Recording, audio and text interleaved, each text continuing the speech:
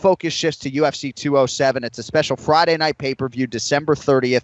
Ronda Rousey returning against Amanda Nunes. And we're going to get a full breakdown and predictions and everything else, but I just want to get a few thoughts from you so I didn't have to hammer you by text message later this week. A lot of people think that this is a really good stylistic matchup for Ronda Rousey, and I really agree with that. I'm very curious to get your thoughts on what you think about Amanda Nunes as a challenge for Ronda Rousey, and specifically if Ronda gets back to what got her to the top of the game, which is bull rushing, taking you down, and grabbing an arm.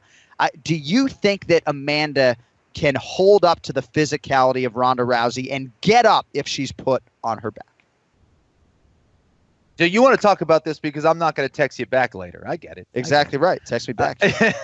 You know what? I love this fight, man. And I think it is a good fight for Ronda Rousey. Listen, every fight is going to be a good fight for Ronda Rousey for the most part, because she got away from what she does best, and that's her groundwork. That's her ability to disrupt your confidence and disrupt your game by throwing you on your head, getting on top, beating you up, and arm locking you. That's what Ronda Rousey does best, and she's capable of doing that against any woman in the world at 135 pounds. I truly believe that. And I know Amanda Nunes is very solid on the mat, but Ronda Rousey's going to be at a different level. She just has that kind of confidence. And I don't think she's ever been this motivated for a fight in her life. For her, you know, everything you hear, it's not about money. It's not about the fame. She's realized that she needs to go out there and right this wrong. And I think she's training harder than ever. And I think she's been able to deal with a couple of the injuries that she's been dealing with a lot of fights. Now, against Amanda Nunes, she has to be perfect because Amanda is just devastating on the feet. When you look at the way that she throws, I mean, she's so fundamentally strong in everything that she throws. Her hands are up for the most part. She moves extremely well. She hits very hard. She's good with her takedowns as well. I mean, she's not going to be easy to take down. I think, obviously, Rousey's certainly going to have a big-time advantage when it comes to the clinch game with her throws. But Amanda's not going to be a slouch in there. She is a Brazilian Jiu-Jitsu black belt. She does very well with her wrestling skills.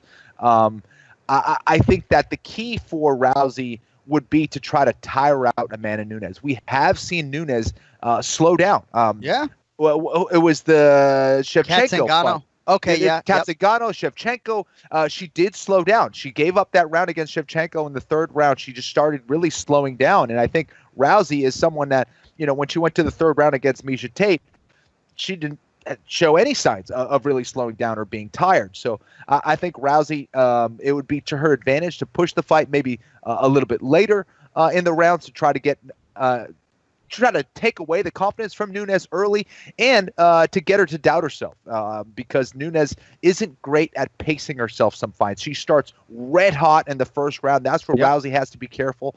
And then she needs to really learn how to pace herself because I think Rousey's going to be consistent throughout and continue to put that pressure. But I love this fight. I'm fascinated by it. I'm really curious to see how Ronda Rousey comes back from her last fight against Hall. 6 UFC wins for Amanda Nunes. 5 of them have come in round 1. So the 2 fights in the UFC in which she has gone to a third round, Katzegano and Valentina Shevchenko, you've really seen her taper off a little bit. So I think that's a huge storyline here. I mean, no doubt Amanda is going to have made cardiovascular improvements and skill improvements since her fight against Miesha Tate in July. I mean, that's a nice amount of time for Amanda to really focus on this fight. She has known that this was in all likelihood going to be the opponent. So, again, a fascinating fight, but I really do believe Ronda Rousey deserves the distinction right now as the favorite.